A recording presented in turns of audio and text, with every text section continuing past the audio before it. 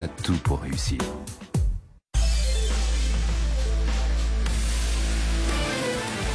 BFM Business. L'émission 100% placement. BFM Patrimoine. Cédric Decoeur. Il est 11h, vous êtes sur BFM Business, au cœur de BFM Patrimoine. On vous accompagne jusqu'à midi, deuxième heure de l'émission donc. Et ce gouvernement de la première ministre Borne qui est donc officialisé. On vous le laissait entendre dès le début de l'émission. C'est Olivier Klein, le maire de Clichy-sous-Bois, qui est nommé ministre du Logement. Ce nouveau Conseil des ministres qui va débuter sur les chapeaux de roue, puisqu'il est convoqué dès tout à l'heure à 16h à l'Elysée, avec au menu notamment la question de confiance que la Première ministre Elisabeth Borne pourrait poser à l'Assemblée nationale à l'issue de sa déclaration de politique générale prévue mercredi prochain. L'armée russe, elle, continue de pilonner l'est de l'Ukraine et progresse dans son plan de conquête de l'ensemble du Donbass au moment où, en Suisse, la conférence de Lugano prépare déjà la phase de reconstruction dans son plan de conquête de ce bassin industriel largement russophone et en partie déjà contrôlé par des séparatistes pro-russes depuis 2014. L'armée russe semble désormais concentrer ses efforts sur deux villes majeures plus à l'ouest, pilonnées sans relâche depuis dimanche. Guillaume Pépi, ancien PDG de la SNCF, sera proposé pour assurer la présidence du nouveau conseil d'administration d'Orpea, a indiqué le leader européen des EHPAD, dans la tourmente depuis la parution en début d'année du livre enquête Les Fossoyeurs. Et puis le promoteur Shimao, acteur majeur de l'immobilier en Chine, a annoncé ne pas pouvoir rembourser un emprunt d'1 milliard de dollars. Ce défaut de paiement est le plus important en Chine cette année, dans un secteur immobilier où de nombreux groupes luttent pour leur survie sur un marché en crise.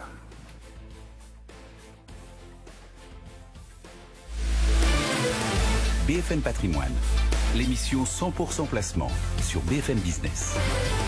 Thibaut François est avec nous depuis Fastia Capital. Bonjour Thibaut. Bonjour Cédric. Alors, ce marché particulier tout de même, vous en conviendrez, on est le 4 juillet, on fera donc sans les Américains et on a déjà tendance à souligner les séances au volume atone. Ça risque d'être le cas encore aujourd'hui, malgré la hausse. Oui, clairement. Là, on a moins de 400 millions d'euros d'échangés sur le CAC 40. C'est vraiment très faible pour 11 heures. Marché qui va essayer de naviguer sans les Américains. Effectivement, c'est une dépendance D. Bon, c'est plutôt pas si mal que ça. 0,7% de hausse. On se reprend plutôt pas mal après une semaine compliquée la semaine dernière. On est bien tiré par Total Energy qui gagne un peu plus de 3%. C'est l'une des plus grosses pondérations du CAC 40. Et le fait de gagner 3%, c'est vrai que contribue largement à ce que l'indice soit positif ce matin. On a le pétrole qui essaye de se stabiliser autour de $110. Pourtant, on a les taux qui ont un tout petit peu rebaissé la semaine dernière. On est un petit peu en dessous de 1,80 sur la partie OAT. Pas mal de chiffres qui vont tomber cette semaine. On a eu tout à l'heure déjà la confiance des investisseurs qui est inférieur aux attentes. C'est pour ça qu'on a rebaissé un tout petit peu il y a quelques minutes. Mais c'est vrai que le marché risque d'être un petit peu calme ce matin en l'absence des investisseurs américains. Quels sont du coup, dans ce contexte un peu particulier, quels sont les secteurs qui retiennent votre attention ce matin, ceux que vous regardez avec le plus attention ? Écoutez, forcément l'énergie fait toujours partie des secteurs que l'on regarde. On parlait à l'instant de Total Energy qui est en forte hausse ce matin. On a Technip Energies aussi qui a eu un gros contrat avec la ville d'Oslo, un contrat qui sera entre 250 millions et 500 millions d'euros. C'est une usine à grande échelle de valorisation énergétique des déchets qui va être mise en place.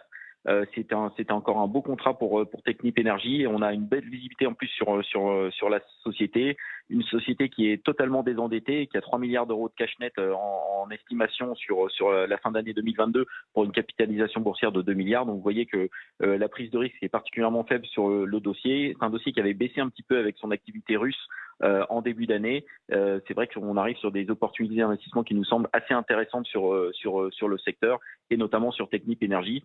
Autre secteur qui fait partie un petit peu de l'actualité ces derniers mois, forcément, c'est le secteur des EHPAD. On a Orpea ce matin qui a annoncé le renouvellement de son conseil d'administration. Guillaume Pépi qui pourrait prendre la présidence, ancien de la SNCF. Et on va dire que c'est plutôt une première étape pour un changement de statut, sachant que l'idée globale, c'est d'arriver sur une entreprise à mission, un petit peu ce qu'a fait le groupe Corian ces derniers mois. En tout cas, on manque encore de visibilité sur le dossier Orpea, mais c'est un dossier qui prend un peu plus de 5% ce matin. Ça donne un petit peu d'air pour les investisseurs, sachant que beaucoup de scénarios sont évoqués sur Orpea. Pourquoi pas une sortie de cote par un acteur du private equity, un changement de nom, pourquoi pas aussi. Ça fait partie des choses qui sont évoquées. En tout cas, le groupe Orpea gagne 5% ce matin et est en tête du palmarès sur le SBF 120. Merci beaucoup Thibaut. Thibaut François, donc, Fastea Capital, qui nous accompagnait ce matin. Le marché parisien qui est en hausse, donc, aujourd'hui, on progresse de 0,7%. Attention toutefois au volume de transactions en raison de l'absence des investisseurs américains. 4 juillet oblige. Et puis, on vous rappelle que le nouveau gouvernement est tombé et que c'est Olivier Klein, donc, qui est nouveau ministre du Logement. BFM Business, BFM Patrimoine, le face-à-face. Face à face entre Alexandre Baradez et Mathieu Loire. Bonjour messieurs et merci d'être là. Alexandre Baradez pour IG, Mathieu Loire pour AXA IM. Quel bilan faites-vous de ce premier semestre? On débute vraiment le second et puis la phase estivale. On va attendre les publications de résultats qui vont émailler ce début d'été. Mais voilà, quelle lecture